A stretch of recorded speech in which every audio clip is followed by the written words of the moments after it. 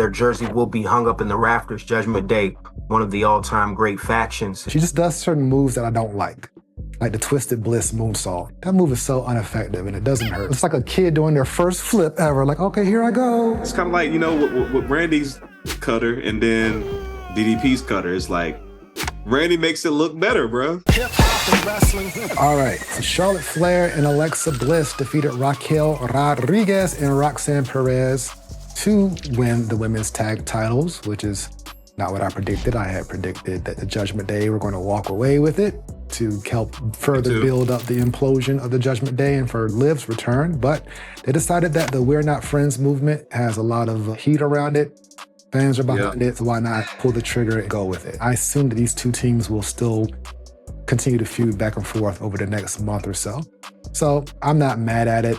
What did you think about this matchup? I enjoyed it. Definitely surprised by the outcome. I chose Raquel and Roxanne like you. Kind of makes sense. Charlotte and Alexa, like, you know, getting that pop, and Raquel and Roxanne didn't need it. But they're in Judgment Day. They got so many storylines that could play out with them. So it's like, why not let these two ladies hold those titles and see what happens? Let's see how the crowd reacts. Let's see what kind of storytelling we can do and experiment with them. Like I said, Roxanne and Raquel, it's just so much going on within the Judgment Day. So it's not going to hurt them at all. I was surprised again, but I'm not mad at it. I'll give the match overall a B+. So for the match itself, Judgment Day, they have a built-in storyline already. Alexa and Charlotte have a new storyline that they're building out. Can these two trust each other? At what point will they claim that they're friends?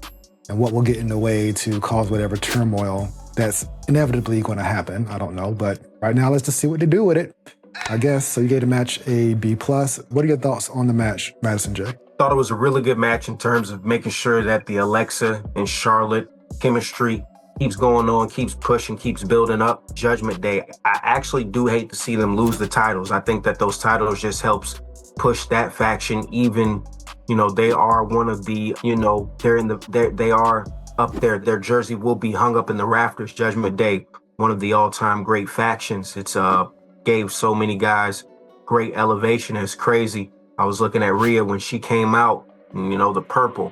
And I said, look at that. That's Judgment Day right there. You know what I mean? And just that whole rub, it started from a guy who's not even with the company anymore. And I just thought that's so dope, so crazy to have that vehicle of the Judgment Day and elevate all this talent, give them a whole crazy light. I just think the matchup itself, I'm going to give it a B. My brother. B+. All right, so Madison gave it a B+. Yes, sir. Yeah, the match, I enjoyed the match for what it was. They all worked hard. They all did a great job. I'm not the hugest Alexa. I was actually talking about this when I was watching it yesterday. I'm not a huge Alexa Bliss fan in the ring. I love her character. I love her aura. But she just does certain moves that I don't like the Twisted Bliss moonsault. Well, who are you pinning with that? I think we are small. Like Roxanne Perez does it right to be her size, but she's more believable than Alexa Bliss, who's taller than Roxanne. I just think Alexa Bliss needs to get some forearms, like some strikes, some DDTs. You know, like in the video game, when you're creating your character, there's this whole section called non-lifting moves. That's what Alexa needs, is a whole bunch of non-lifting moves, but these damn cartwheels with the knees on the stomach and the Twisted Bliss moonsault is just... That Sister Abigail DDT is fire, though. I like that. I like the setup, although I don't like moves with long setups. I like the way that she looks when she does it, because there's this evil in her eyes, and then she flips it into the DDT. There's just certain moves like that. Yeah, that Twisted Bliss moonsault, I'm just like, that does nothing. It's kind of like a Rob Van Dam. I remember watching this match. It was like a Sunday Night Heat match, and Raven was on commentary, and Rob Van Dam was in the ring. He did his little standing moonsault, and Raven was like, that move is so ineffective, and it doesn't hurt. I'm like, yeah, it's just a waste of a move. Hey, Raven. Yeah. Logan's split leg drop got more oomph than the Twisted Bliss moonsault. So it's like, okay, come on, bro. But you remember Rob Van Dam did that shit too, the split moonsault. Well, but at least he did it off the turnbuckle. You could kind of think there's some physics and gravity involved. But like Alexa Bliss gets to the top and just says, all right. It's like a kid doing their first flip ever. Like, okay, here I go. And it's just like, trash. And that's how I feel about Zelina Vega, that little knee that she do off the turnbuckle. Which one is that? She hits on the turnbuckle, if she hits you with the, like, she like jumps on you with her knees or whatever. Oh, the Meteora. But okay. I like it when Sasha Banks does it, when Mercedes does it, because she's like the queen of the Meteora. She can just hit that shit from anywhere.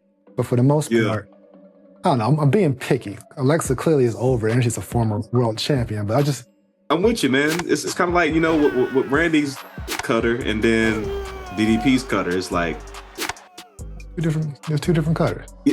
Randy makes it look better, bro. Yeah. Little DDP, he created it, but Randy just made that shit looks more vicious. I'm actually a DDP guy, but I say because longevity. You know what I mean? Orton, he had more time in the game in terms of being able to play with the RKO. He had more guys under the belt in terms of giving it to. And I think with DDP, because DDP, his was like out of nowhere type.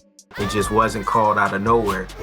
But also, I've always felt like they're two different ones because DDP's is more like standing and Orton's more swinging, you know, like swings. Yeah. DDP's more, you know, so it's like they're similar, but different. It's like Randy Orton's whole body gets in the air. Right, right. But DDP, he just comes down with it. He just drops with you like Randy jumps up, grabs you while he's still in the air and brings you. And then I don't know if y'all remember that match. Was it Eddie Guerrero versus DDP where he kind of put him in a fireman's carry and then he pumped him up and then caught him with the cutter? That shit was crazy. Yeah, it was pretty much the equivalent of the TKO move that Nikki Bella does. The TKO. Romero used to do that. Top 5 finishers? Maybe. I wouldn't say my top 10. Per se, but top 10? Just the cutter in general. I like the cutter in general. Yeah, me too. I got a character in the video game. His name is Cal Cutter, and all he does is cutters. Yeah. That's hard, bro. Like, somebody about to steal that. You got to patent that, bro. Yeah. Nothing but cutters. Both of y'all said B+. Yeah. I'm going to give it a B. Just because I was talking about the damn Twisted Bliss moonsault, give it a B. But shout out to them. I'm interested to see what the story is going to be for both teams going forward. We'll see what's going on in the clubhouse tonight. We'll see what's popping on Friday for Charlotte and Alexa. Right now, you're checking out the SOP. Hip-hop and wrestling.